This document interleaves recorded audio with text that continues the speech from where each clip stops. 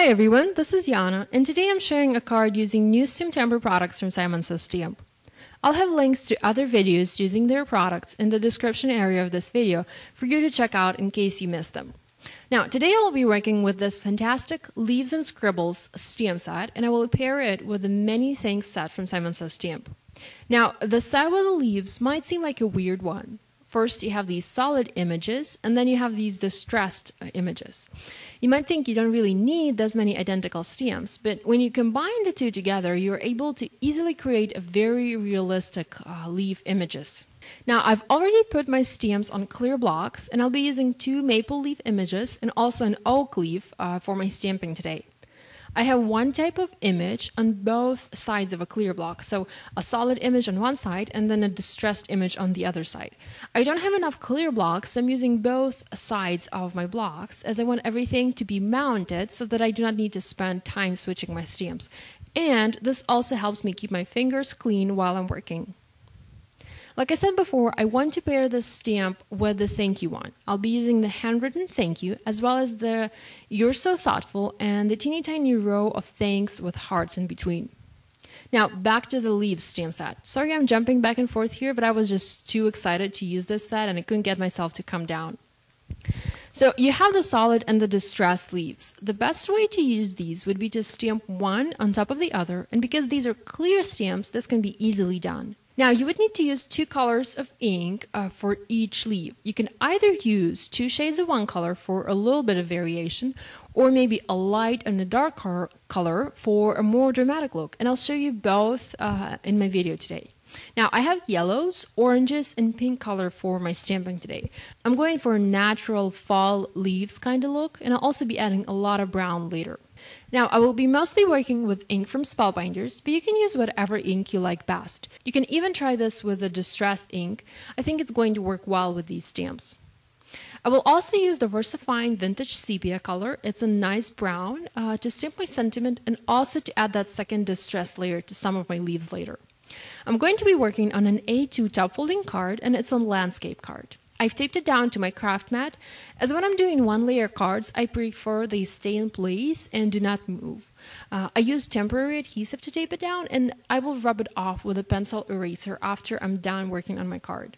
Now, by taping my card down, I do not need to worry about the back of my card getting dirty, as if I didn't tape it down, it could move, and pick up the ink residue that I'll have on my mat from any partial stamping, and I will be doing a lot of that for today's project.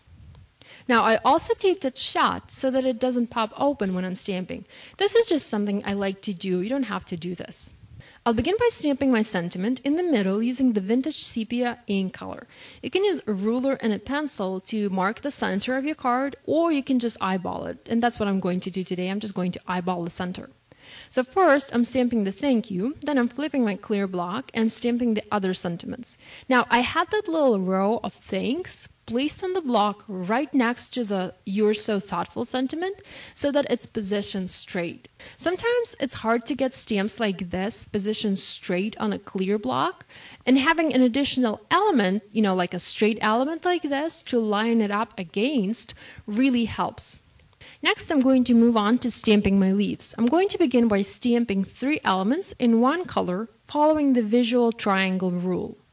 So first, I have 3 leaves stamped in yellow, and then I'm going to use the darker yellow and stamp 3 more. A small maple leaf, a large distressed maple leaf on top of the one that I had already stamped in the lighter yellow color, and then an oak tree leaf. Now, this ink usually looks kind of blotchy right after you stamp it, but it evens out later, so don't worry if this looks all yucky at the beginning. Now, to clean my stamps in between stamping, I'm using this cleaner from Spellbinders. It does a perfect job cleaning their ink off the stamps. You can also use the Hero Arts Ultra Clean. This is one of the best stamping solutions out there that I've used. It really is a good one. Now, I had some Spellbinders ink cleaner spritzed onto a dry napkin, and I'm going to use it to clean my stamps when I'm switching to another color of ink. After I clean my stamps, I'm going to move to the next color, the light orange, and again, I'm going to use this ink to make 3 impressions on my card. I am stamping randomly at this point. I do not have a pattern that I'm following or anything of that sort. I'm just using the leaf images to fill in the area around my sentiment. And I'm going to keep going in this fashion until I have the entire background filled with leaves. Now at this point, I have my leaves stamped using two slightly different colors of ink, like a light and a dark yellow, or like a light and a dark orange. To add some more definition to my leaves and also to make them look a little bit more realistic, I'm going to use the vintage sepia ink that I used at the beginning of this video to stamp my sentiment. I'm going to use it for the distressed leaves and will stamp on top of some of the images that I have on my card. And the result is just awesome. And I love that extra pop of brown there. It really makes a nice fall card. So this finishes my card for today. It's very simple, quick, and easy to do and mass produce. You can easily make a bunch of those in one sitting if you need to.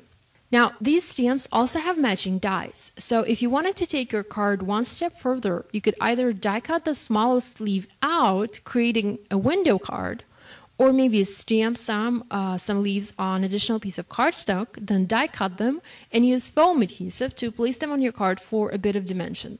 And you can always add a little bit of gems or sequins if you like. I'm going to keep my card very simple with no additional embellishments. Thank you for watching. You can find the list of supplies to create this card in the video description and also on my blog. If you're looking for more videos using products from Simon Says Stamp, be sure to check out the link you see on the screen. I hope you enjoyed this video. If you did, please click the thumbs up button. Thanks. And if you're new to my channel, please subscribe. I have new videos coming out every week. Thanks and bye.